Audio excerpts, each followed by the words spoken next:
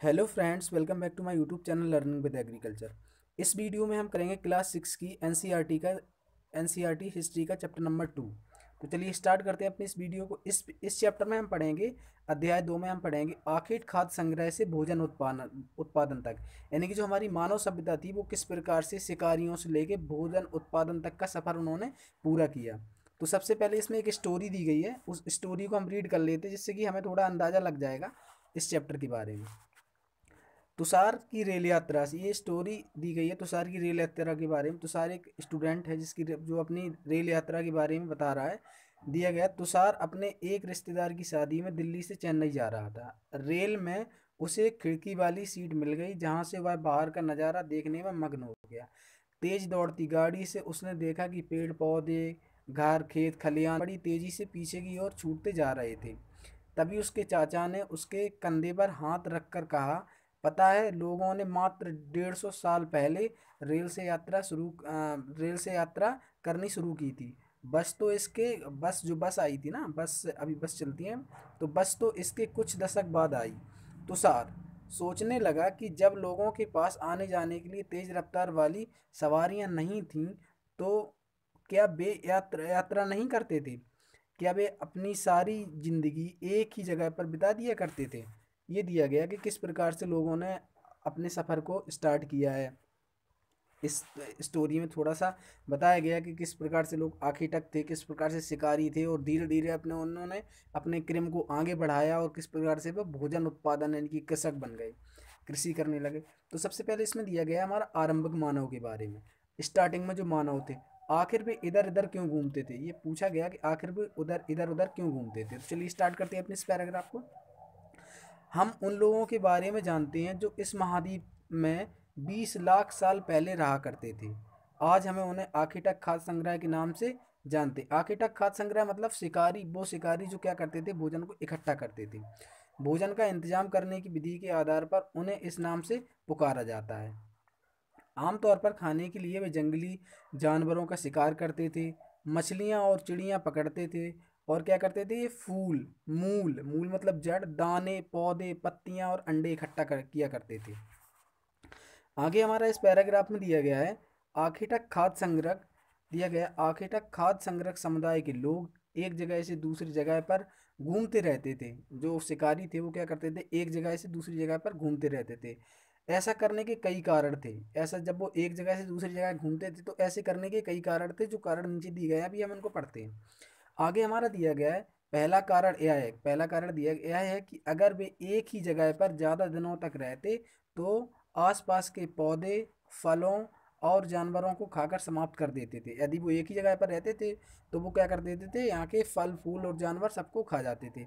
इसलिए और भोजन की तलाश में इन्हें दूसरे स्थान पर जाना पड़ता था। जाहिर सी बात है, अगर एक स्थान पर जब पेड़ पौधे जानवरों को सब खत्म कर देंगे तो फिर क्या करेंगे, दूसरे स्थान पर जाएंगे ये लोग। दूसरा कारण यह है कि जानवर अपने शिकार के लिए या फिर हिरण और मवेशी अपना चारा ढूंढने के लिए एक जगह से दूसरी जगह पर जाया करते थे। इसलिए इन जानवरों का शिकार करने वाले लोग भी इनके पीछे पीछे जाया करते होंगे। इनका कहने का मतलब, ये दूसरे चरण में ये बताया गया है कि जो जानवर थे वो क्या करते थे, एक स्थान से दूसरे स्थान पर जाया करते थे। तो ये भी लोग क्या थे, आखिर तक जो शिकारी थे वो उनके पीछे अपने भोजन को, इन जानवरों को खाते थे। तो वो क्या करते थे कि अपने इन्हीं जानवरों के सहारे जीते थे। जब जानवर एक स्थान से दूसरे स्थान पर चला जाता था तो ये भी उनके पीछे जाया करते थे शिकार के लिए। तीसरा कारण बताया गया है, तीसरा कारण यह है कि पेड़ और पौधों में फल फूल अलग अलग मौसम में आते थे। पेड़ और पौधों में जो फल फूल थे वो अलग अलग मौसम में आते थे। इसलिए लोग उनकी तलाश में उपयुक्त मौसम के अनुसार अन्य इलाकों में घूमते होंगे, ये भी है। अगला हमारा चौथा कारण दिया गया है, यह है कि पानी के बिना किसी भी प्राणी या पेड़ पौधे का जीवित रहना संभव नहीं है। हाँ, ये है कि जब पानी ही नहीं होगा तो कोई पौधा कैसे उगेगा, और मनुष्य कैसे जिएगा, और कोई प्राणी कैसे जिएगा। और पानी झीलें, झरने, नदियों में ही मिलते थे। पानी कहाँ कहाँ मिलते थे, झीलों में मिलते थे, झरनों में, नदियों में पानी मिलता था। यद्यपि कई नदियाँ और झीलों का पानी कभी क्या होता था, कभी भी सूखता ही नहीं था। कुछ झीलें और नदियों में पानी बारिश के बाद ही मिल पाता था। इसलिए ऐसी झीलें और नदियों के किनारे बसे लोगों को सूखे मौसम में पानी की तलाश में इधर उधर जाना पड़ता होगा। इनका कहने का मतलब है जैसे पानी की कमी हो जाती थी, या कहीं रहते थे तो कोई नदी थी वहाँ पर सूख जाती थी नदी, तो पानी की कमी हो जाती थी, तो पानी की तलाश में एक स्थान से दूसरे स्थान पर जाया करते थे। इस प्रकार से ये क्या करने लगे, अपने आप को यात्राएं इन्होंने स्टार्ट कर दी। दिया गया है आरंभिक मानव के बारे में जानकारी कैसे मिलती है। यहाँ पर दिया गया है जो हमारे स्टार्टिंग में मानव थे उनके बारे में जानकारी कैसे मिलती है, कैसे हमें पता चला कि आरंभिक मानव कैसे जीवन व्यतीत करते थे। पुरातत्वविदों, यानी पुरातत्वविदों मतलब जो आर्कोलॉजिस्ट थे, आर्कोलॉजिस्ट क्या होते हैं, वो वैज्ञानिक होते हैं जो क्या करते हैं, खुदाई करते हैं। और क्या करते हैं, हमारे जो पुरातत्व विभाग के लोग होते हैं वो क्या करते हैं, खुदाई करते हैं और पता चलाते हैं कि यहाँ पर कितने साल पुराने कोई साक्ष्य मिल जाते हैं, उनसे ये अंदाजा लगा लेते हैं। दिया गया है पुरातत्व को कुछ ऐसी वस्तुएं मिली जिनका निर्माण और उपयोग आखिर खाद्य संग्रह किया करते थे, यानी कि जो शिकारी थे उनके इन्हें क्या मिले, साक्ष्य मिले हैं, साक्ष्य मिले हैं जो इनसे इन्हें पता चल रहा है कि किस प्रकार से अपना जीवन व्यतीत करते थे। यह संभव है कि लोगों ने अपने काम के लिए पत्थरों, लकड़ियों, हड्डियों के औजार बनाए हों। इनमें से पत्थरों के औजार आज भी बचे हुए हैं। जैसे पत्थरों के जो औजार बचे हुए हैं, तो पुरातत्व विभाग के जो लोग थे, जो आर्कोलॉजिस्ट थे, उन्होंने जांच की कि ये पत्थर काफ़ी पुराने हैं और इनका इस्तेमाल किया गया है शिकार करने के लिए। तो उन्होंने इस आरंभिक मानव थे उनके जीवन के बारे में पता लगाया। आगे दिया गया है इनमें कुछ औजारों का उपयोग फल फूल काटने, यानी कि कुछ औजार पत्थर के थे उनका कैसे प्रयोग किया था, फल फूलों को काटने, और हड्डियों और मांस को काटने में भी कुछ पत्थरों का यूज किया गया था। पेड़ों की छाल और जानवरों की खाल उतारने के लिए भी किया जाता था, कि इनको पत्थरों का इस्तेमाल किया जाता। तो उन पत्थरों को इन्होंने, आर्कियोलॉजिस्ट जो थे, पुरातत्व थे, इन्होंने क्या, इन पत्थरों को देखा कि इन पत्थरों का कैसे यूज किया गया है। तो इस प्रकार से आरंभिक मानव के जीवन में हमें जानकारी प्राप्त हुई। कुछ के साथ हड्डियां या लकड़ियां के मुट्ठे लगाकर भाले और बाण जैसे हथियार बनाए जाते थे, यानी कि कुछ कुछ पत्थर थे उनको क्या करते थे, उन्हें मुट्ठे लगा दिया करते थे और उससे क्या भाले बनाते थे शिकार करने के लिए। कुछ औजारों से लकड़ियां काटी जाती थी, जैसे कुछ पत्थरों के औजार बनाए उनसे क्या करते थे, ये लकड़ियां काटा करते थे। आगे हमारा दिया गया है लकड़ियों का उपयोग ईंधन के साथ साथ झोपड़ियाँ और औजार बनाने के लिए भी किया जाता था। जैसे लकड़ियाँ इन्होंने काटी तो क्या करते थे, इनका झोपड़ियाँ बनाते थे और उनका औजार बनाते थे। चलिए आगे पढ़ते हैं। आगे हमारा दिया गया है, आगे हमारा पैराग्राफ दिया गया है, थोड़ा साइड में हम पढ़ लेते हैं। यहाँ पर दिया गया है इन पत्थरों के बारे में, इनमें पढ़ लेते हैं। देखो यहाँ पर दिया गया है पत्थर के औजारों का उपयोग, किस प्रकार ये लोग पत्थरों के औजारों का उपयोग करते थे। ये आप पत्थर के स्ट्रक्चर देख सकते हैं, ये बने हुए हैं, किस प्रकार से लोग पत्थरों का यूज करते थे।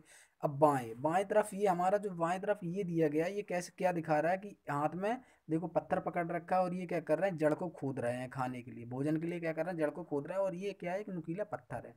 दिया गया है इंसान के खाने योग्य जड़ों को खोदने के लिए किया जाता था इस प्रकार के पत्थर का इस्तेमाल।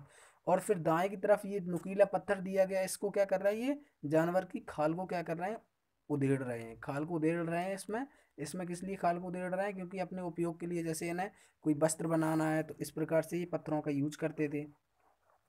अब हमारा आगे पैराग्राफ दिया गया है रहने की जगह निर्धारित करना, किस प्रकार से जो आरंभिक मानव थे वो रहने की जगह को निर्धारित करते थे। इसमें दिया गया है मानचित्र 2 को देखो। अभी हमारा मानचित्र 2 दिया गया है, इसमें हम देखेंगे मानचित्र 2 को देखो। लाल त्रिकोण वाले स्थान में पुरा स्थल है। पुरा स्थल मतलब जहाँ पर लोग रहा करते थे, जहाँ पर आखिरतक खाद्य संग्रह के होने के प्रमाण मिले। पुरा स्थल क्या होते हैं, वो स्थान होते हैं जहाँ पर शिकारी रहा करते थे, उनके साक्ष्य मिले, उनके प्रमाण मिले, जिससे हमें ये पता चला कि आरंभिक मानव इस प्रकार से जीवन अपना व्यतीत करते थे। इनके अलावा भी और कई स्थानों पर आखिरतक खाद्य संग्रह रहते थे। मानचित्र में सिर्फ कुछ गिने चुने स्थान चिन्हित किए गए हैं। कई पुरातन स्थल नदियों और झीलों के किनारे पाए गए हैं।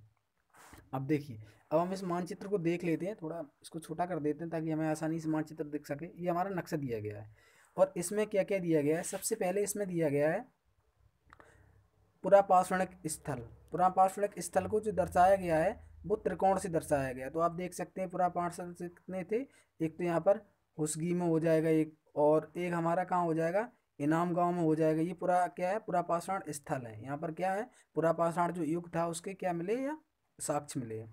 फिर हमें क्या क्या चीज़ें दी गई थी, हमें दिया गया था पुरापाषाण स्थल के बारे में हमें पढ़ना था।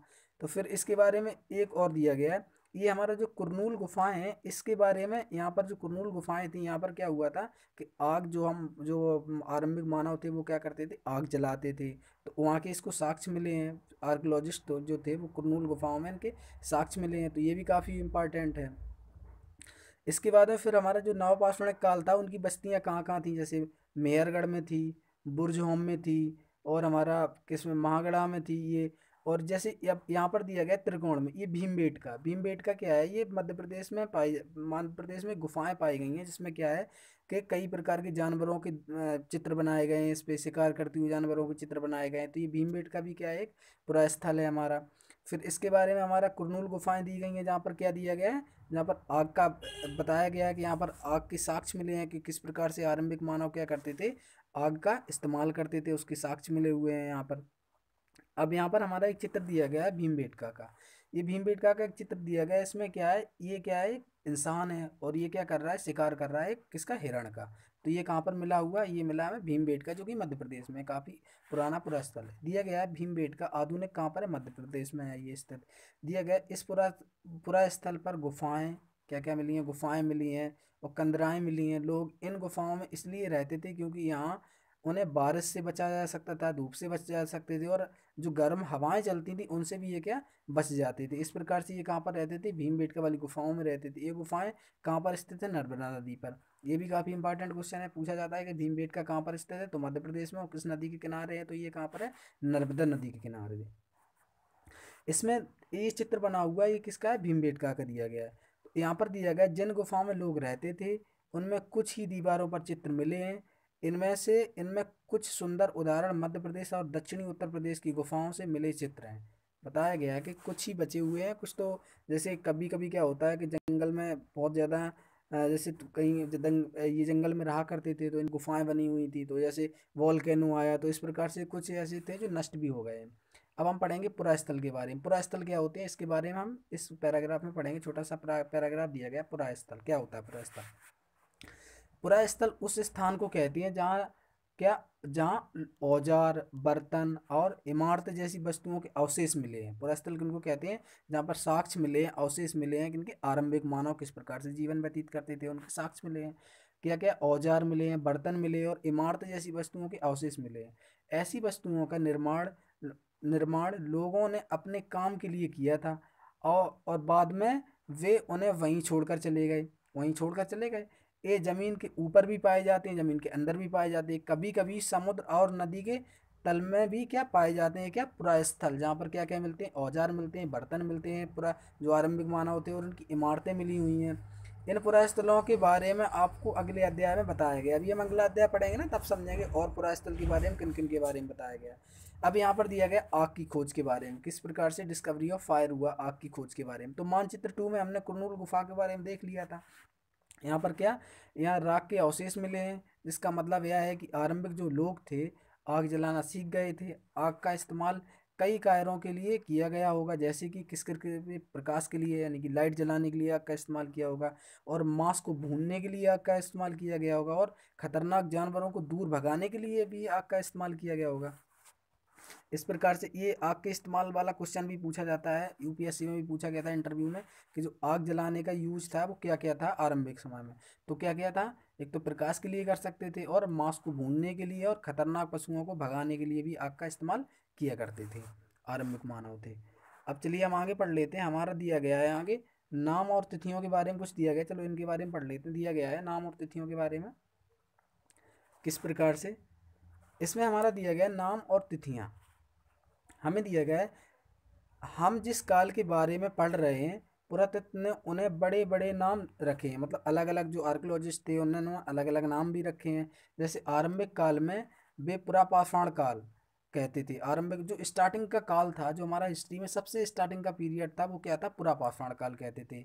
यह दो दो शब्दों से मिलकर बना है, क्या, यह दो शब्दों पुरा यानी कि प्राचीन हो गया, और पाषाण मीन्स होता पत्थर, पाषाण मीन्स होता पत्थर, इन दो शब्दों से मिलकर बना है।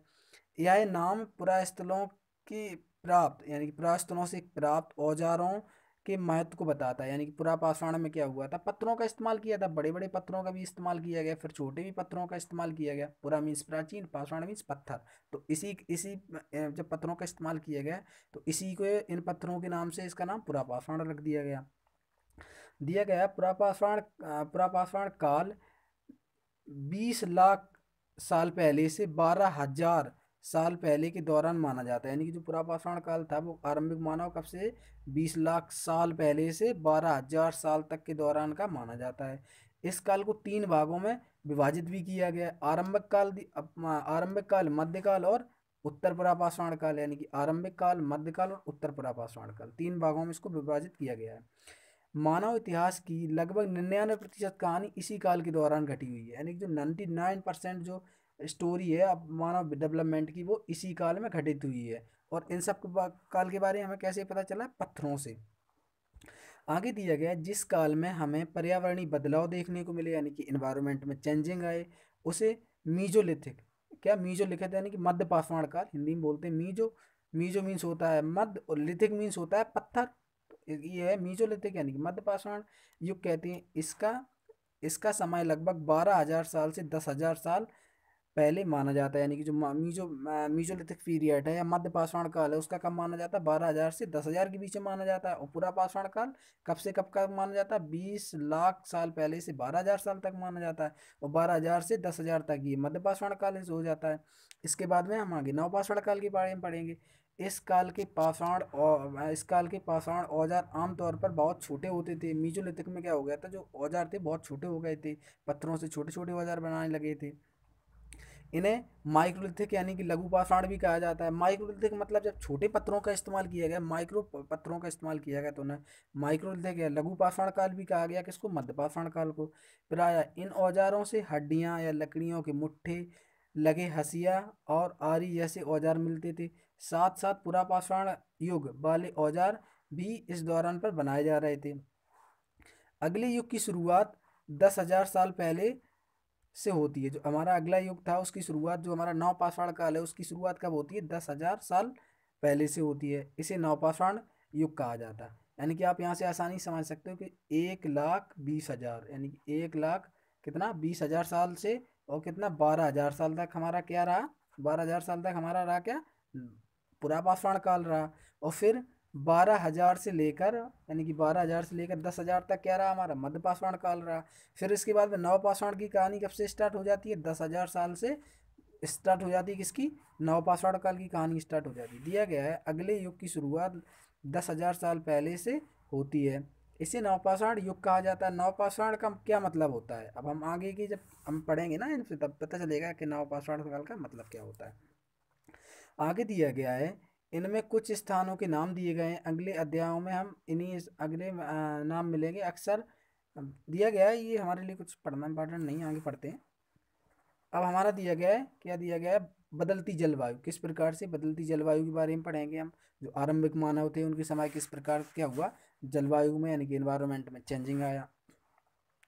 लगभग दिया गया है लगभग 12,000 साल पहले दुनिया की जलवायु में बड़े बदलाव आए। यानी कि जो पीरियड था 12,000 साल पहले, जो क्या हुआ दुनिया में बहुत ज़्यादा परिवर्तन आए और गर्मी बढ़ने लगी। इसके परिणाम स्वरूप कई क्षेत्रों में क्या हुआ? घास वाले मैदान बनने लगे, जिससे हिरण, बारहसिंगा, भेड़, बकरी उन जानवरों की संख्या बढ़ी जो घास खाकर जिंदा रहते थे। यानी कि जब जलवायु में परिवर्तन हुआ 12,000 साल पहले, तो क्या हुआ कि घास के मैदान बनने लगे, जिससे कि हिरण, बारहसिंगा, भेड़, बकरी और ऐसे जानवरों का विकास हुआ जो क्या सिर्फ घास खाते थे, यानी कि सिर्फ वेजिटेरियन थे।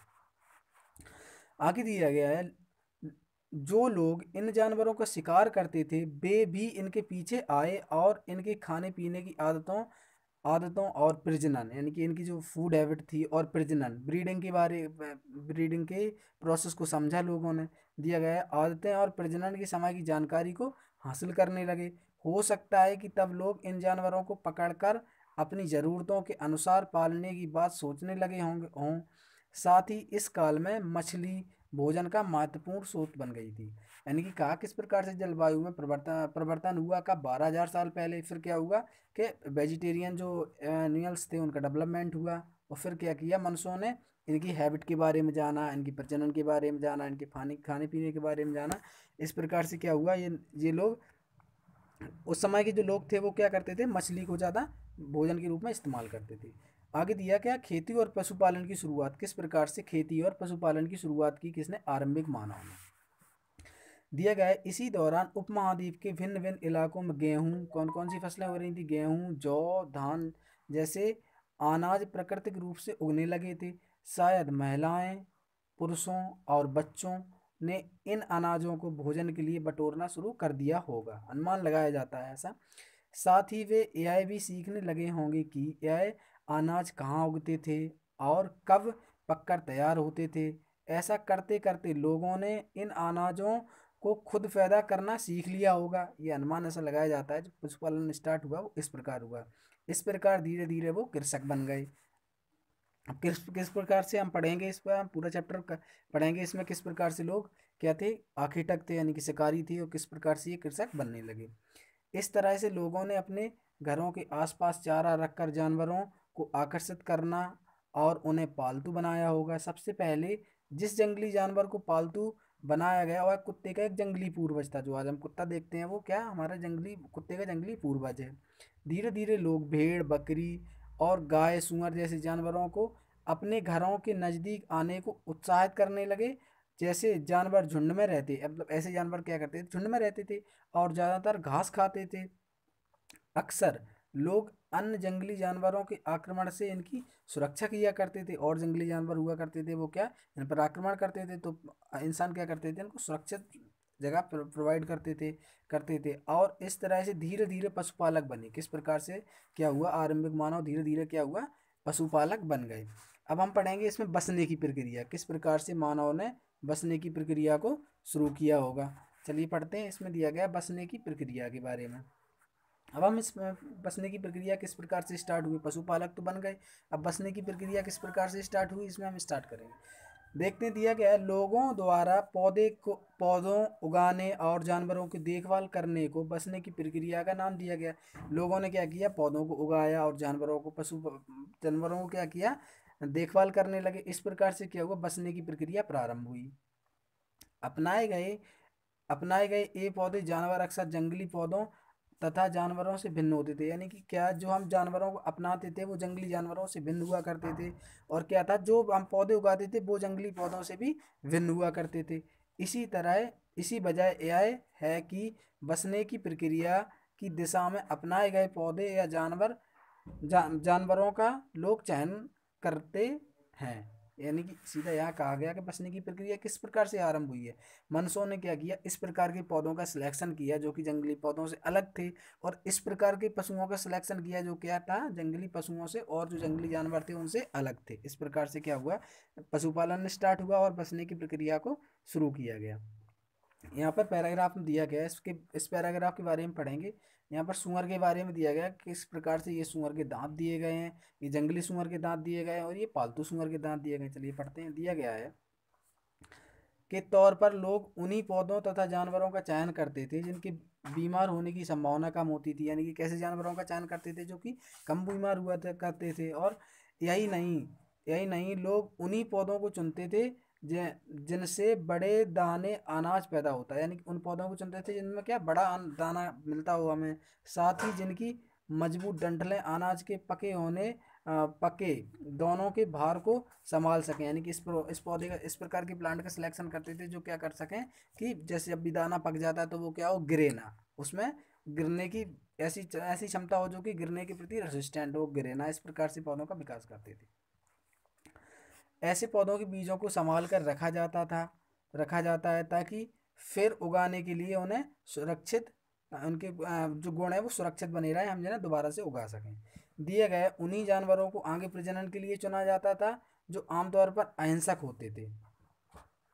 दिया गया है इसलिए हम देखते हैं कि पाले गए जानवर तथा कृषि के लिए अपनाए गए पौधे जंगली जानवरों तथा पौधों में धीरे धीरे भिन्न होते हैं। हम देख सकते हैं कि जो जानवर होते हैं, आज हम देखो जंगली सूअर होता है तो उसके दांत काफ़ी बड़े होते हैं, और जो हमारा पालतू सूअर होता है उसके दांत काफ़ी छोटे होते हैं। तो इस प्रकार से क्या हुआ, बसने की प्रक्रिया स्टार्ट हुई। मिसाल के तौर पर जंगली जानवरों की तुलना पालतू जानवरों के दांतों के अनुसार की जा सकती है। और आगे पैराग्राफ में दिया गया है, ये पालतू सूअर के दांत दिए गए, ये जंगली सूअर के दांत दिए गए। तो जंगली सूअर के दांत काफ़ी बड़े हैं। इस प्रकार से क्या हुआ, इन्होंने सिर्फ उन्हीं पशुओं को पाला जो क्या जिनकी हैबिट कैसी थी, जो हमें कम हानि पहुंचा सकें और जो हमारे लिए अहिंसक हों। आगे हमारा पैराग्राफ दिया गया, बसने की प्रक्रिया पूरे होने में धीरे धीरे चलती रही होगी। मतलब जो बसने की प्रक्रिया थी वो धीरे धीरे चलती रही होगी। करीब 12,000 साल पहले शुरू हुई थी ये प्रक्रिया, जब हमने देखा कि कब मध्य पाषाण काल में बसने बसने की प्रक्रिया क्या हुआ, स्टार्ट हुई है। वास्तव में आज हम जो भोजन करते हैं वो इसी बसने की प्रक्रिया की वजह से है। यानी कि आज जो हम भोजन करते हैं वो इसी बसने की प्रक्रिया से स्टार्ट हुआ है। कृषि के लिए अपनाई गई सबसे प्राचीन फसल जैसे कि गेहूं और जौ आते हैं। इसी तरह सबसे पहले पालतू बनाए गए जानवरों में कौन सा, कुत्ता है और भेड़ बकरी है। अब क्वेश्चन यहाँ से पूछा जाता है इस टीम में कि सबसे पुराना खाद्यान्न फसल कौन सी है, तो कौन सी है, गेहूं हो जाएगी और जौ हो जाएगा। और पशुपालन में सबसे पुराना जानवर कौन सा हो जाएगा, एक तो कुत्ता हो जाएगा और भेड़ और बकरी हो जाती है पशुपालन में, किसके लिए, मिल्क प्रोडक्शन के लिए। अगला पैराग्राफ दिया गया है, एक नवीन जीवन शैली। क्या दिया गया है, एक नवीन जीवन शैली के बारे में पढ़ते हैं।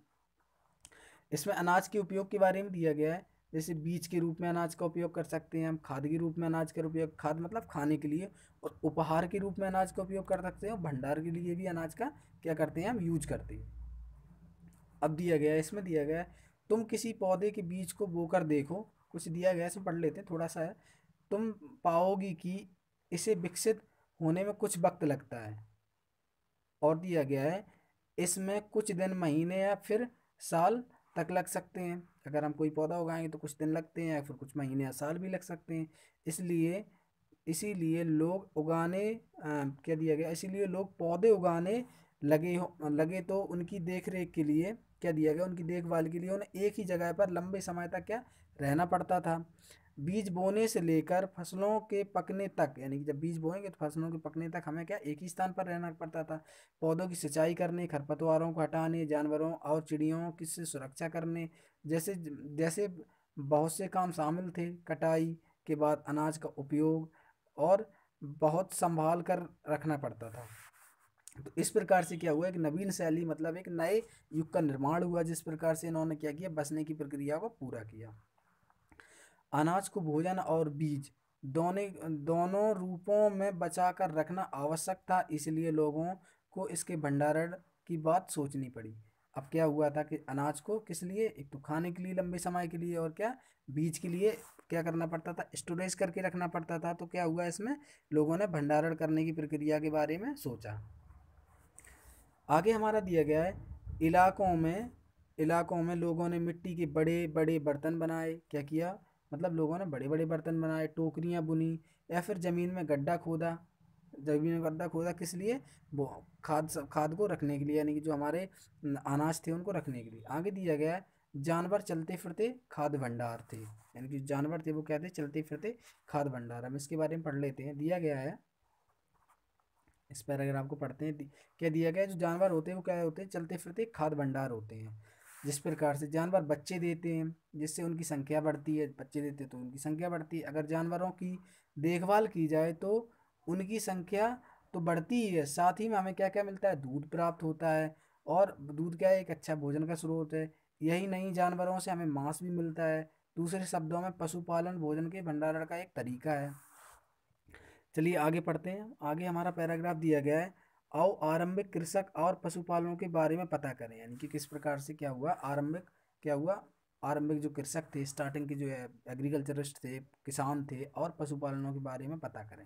दिया गया है मानचित्र 2 हम देख चुके हैं, प्रश्न संख्या 13 पर दिया गया था। देखो यहाँ पर दिया गया, क्या तुम्हें कहीं नीले वर्ग दिए रहे होंगे, पता है इनमें प्रत्येक बिंदु उस जगह को दर्शाता है जहाँ क्या पुरातत्व विद्वानों, जो आर्कोलॉजिस्ट थे, आर्कोलॉजिस्टों को शुरुआती कृषक और पशुपालन के बारे में साक्ष्य मिले हैं। यानी कि जो हमने देखा था अभी उसमें, तो वो स्थान थे जहाँ पर क्या मिला है, हमें साक्ष्य मिले हैं पशुपालन और कृषकों के बारे में।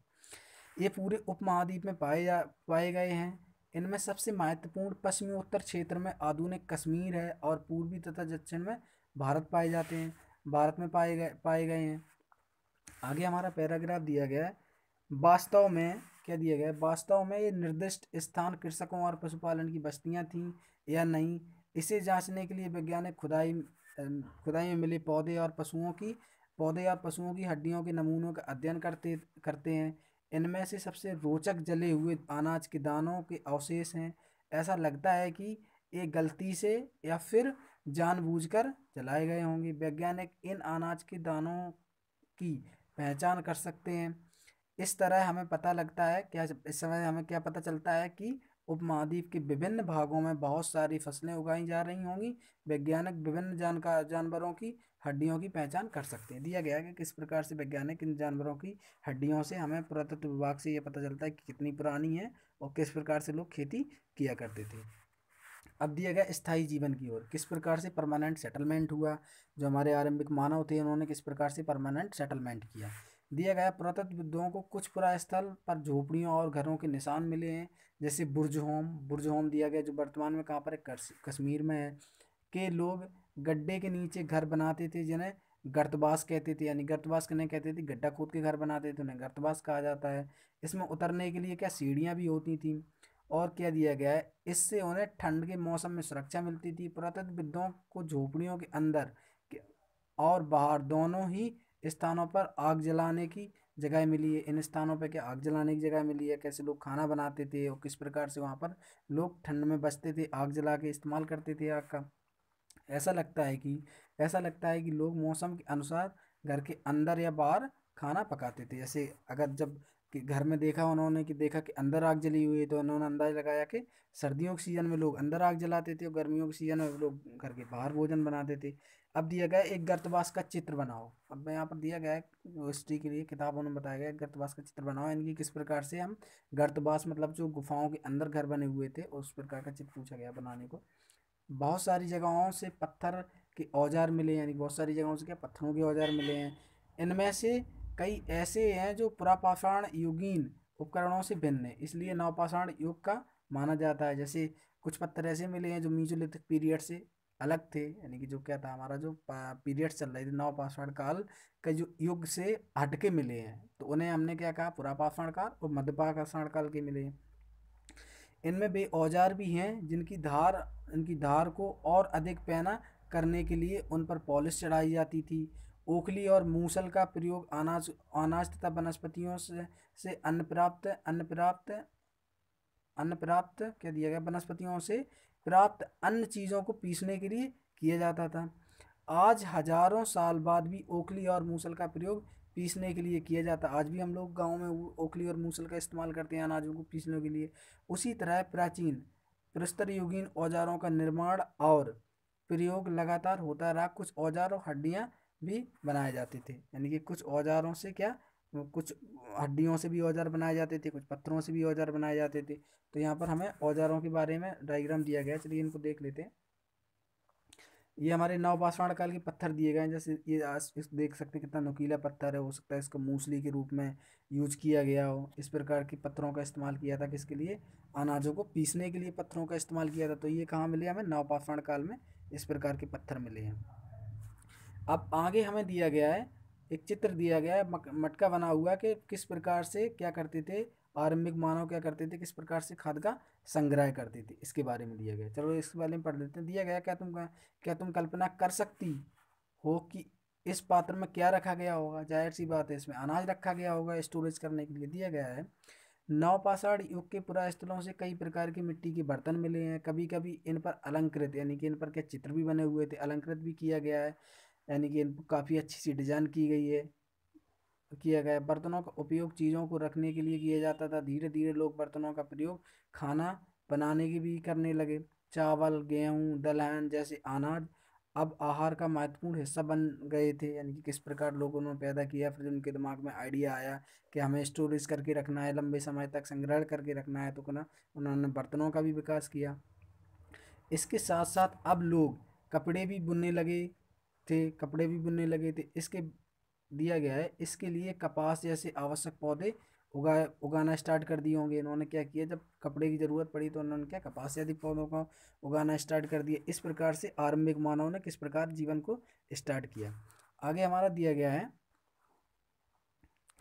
आगे दिया गया है क्या ये परिवर्तन, अब हमें इसके बारे में पढ़ना है, मनुष्य किस किस प्रकार से मनुष्यों ने परिवर्तन आए। अब यहाँ पर पढ़ते हैं हम। दिया गया है, क्या ये परिवर्तन हर जगह एक साथ ही आए होंगे। ऐसी बात ऐसी बात नहीं है, अलग अलग समय पे अलग अलग परिवर्तन आए होंगे। दिया गया है, एक तरफ जहाँ कई जगहों पर स्त्री पुरुष शिकार और भोजन संग्रह का काम करते थे, वहीं अन्य लोगों ने हजारों सालों के दरमियान धीरे धीरे खेती और पशुपालन को अपना लिया था। जैसे आज भी आप देख सकते हैं जो एसटी है, मतलब जो शेड्यूल ट्राइब के लोग हैं, जो जंगल में रहते हैं, तो वो भी आज दूसरे प्रकार से जीवन व्यतीत करते हैं अपना। और सिटी में रहने वाले, अब जैसे कि आप कोई स्मार्ट सिटी में चले जाओ तो वहाँ पर लोग दूसरे तरीके से जीवन अपना व्यतीत करते हैं। तो ठीक उसी प्रकार भी क्या था कि कुछ लोगों ने पशुपालन और कृषि स्टार्ट कर दिया था, कुछ लोग अब भी शिकार कर रहे थे। बहुत लोग मौसम की मुताबिक बदल बदल कर अपनी जीविका चलाया करते थे। मतलब बहुत से लोग क्या थे कि मौसम के अनुसार, जैसे किसी क्षेत्र में कभी कोई दूसरा मौसम है तो वहाँ पर दूसरी फसल उगाने के लिए चले जाते थे, और किसी क्षेत्र में किसी स्थान पर कोई दूसरा मौसम है तो वहाँ पर वो दूसरी फसल उगाने के लिए चले जाते थे। इस प्रकार से इन्होंने अपने जीवन को क्या किया, और ज़्यादा सुलभ बनाया। अब आगे दिया गया सूक्ष्म निरीक्षण। सूक्ष्म निरीक्षण मेहरगढ़ में जीवन मृत्यु के बारे में बताया गया। ये क्या है, ये मेहरगढ़ है। मेहरगढ़ के घरों के क्या दिए गए, चित्र दिए गए। दिया गया मेहरगढ़ के घर शायद ऐसे दिखते होंगे। ऐसे जो मेहरगढ़ का ये बना हुआ है, यहाँ पर ऐसे घर मिले हुए हैं, बने हुए। तो उसमें दिया गया मानचित्र 2 पृष्ठ 13। मैंने मेहरगढ़ ढूंढो, अभी ऊपर बताया था हमने मेहरगढ़ और बुर्ज होम। यहाँ पर क्या हुआ था, स्टार्टिंग में ही मानुष ने अपना जीवन व्यतीत स्टार्ट करना कर दिया था, किस प्रकार से घरों में रहना, पशुपालन करना। यह ईरान जाने वाले सबसे महत्वपूर्ण रास्ते दिया गया। यह ईरान जाने वाले सबसे महत्वपूर्ण रास्ते बोलन दर्रे के पास एक हरा भरा समतल स्थान है। मेहरगढ़ क्या है, जो कि ईरान जाते हैं तो बेलन दर्रा बीच में मिलता है, तो उसमें क्या है, मेहरगढ़ बीच में मिलता है। संभवतः वहाँ वह स्थान जहाँ पे स्त्री पुरुषों ने इस इलाके में सबसे पहले, जो स्त्री पुरुष थे, तब ये क्वेश्चन भी काफ़ी इंपॉर्टेंट हो जाता है कि सबसे पहले क्या गेहूं उगाना और भेड़ बकरी का पालन कहाँ के लोगों ने स्टार्ट किया था, तो कहाँ किया था, मेहरगढ़। मेहरगढ़ के लोगों ने सबसे पहले गेहूं का और जौ का कल्टीवेशन यानी कि कृषि करना स्टार्ट कर दिया था। यहाँ विभिन्न प्रकार के जानवरों की हड्डियां भी मिली हैं। इनमें हिरण तथा सुअर जैसे जंगली जानवरों तथा भेड़ और बकरियों की हड्डियां भी मिली हैं। मेहरगढ़ में चौकोर तथा आयताकार घरों के अवशेष भी मिले हैं। प्रत्येक घर में 4 या उससे ज़्यादा कमरे हुआ करते थे, उस समय के जो घर बने हुए थे, जिससे हमें संभवतः भंडारण के काम आते थे। जैसे कुछ घरों में उन्होंने क्या किया, भंडारण के कामों के लिए क्या किया, अपना बढ़िया से बना लिया, तो भंडारा भी बना लिया और रहने की व्यवस्था बना ली। दिया गया है मृत्यु के बाद सामान्यतः मृतक के संबंधी संबंधी उसके प्रति सम्मान जताते हैं। लोगों की आस्था है कि मृत्यु के बाद भी जीवन होता था। उस समय के जो लोग थे उनकी आस्था थी, जैसे आज भी हम कहते हैं पुनर्जन्म वाली बात, उस समय भी लोगों की आस्था थी क्या, कि मृत्यु के बाद भी जीवन है। इसलिए क्या करते थे जो मेहरगढ़ के लोग थे, कब्रों में जो उनकी कब्र खोदते थे तो मृतकों के साथ कुछ सामान भी रखे जाते थे। जैसे मेहरगढ़ में इस प्रकार के साक्ष्य मिले हैं। अभी हम आगे देखेंगे, चित्र दिया गया है उसमें हम देखेंगे, ये दिया गया है चित्र। इसमें क्या दिया गया है, ऐसी ऐसी कब्रें मिली हैं, एक कब्र में एक मृतक के साथ एक बकरी को दफनाया गया है। संभवतः इसे परलोक मृतक खाने के लिए भी रखा गया।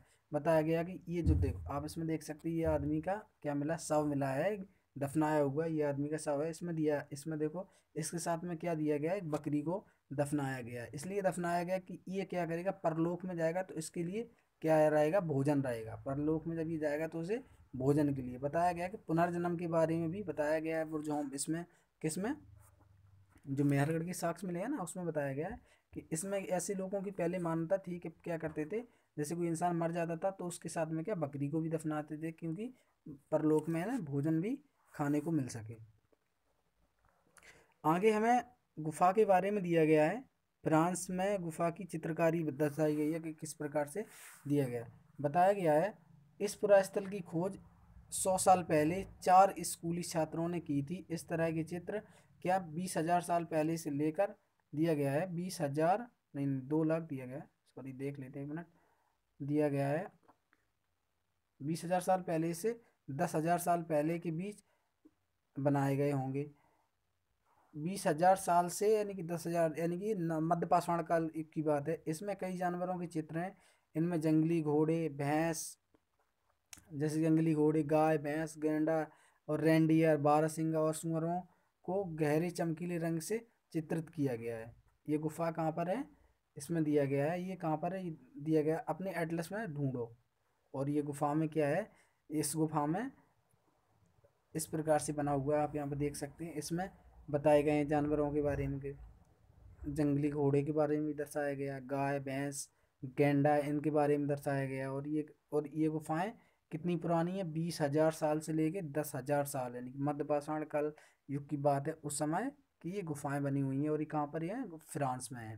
तो इस प्रकार की गुफाओं को पुरातत्व विभाग के जो लोग थे, जो आर्कियोलॉजिस्ट थे, उन्होंने देखा, उन्होंने अंदाज लगाया कि ये कितनी पुरानी है।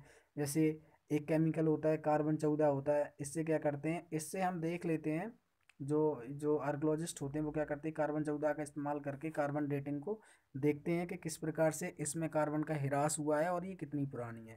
तो C14 से इसका पता लग जाता है।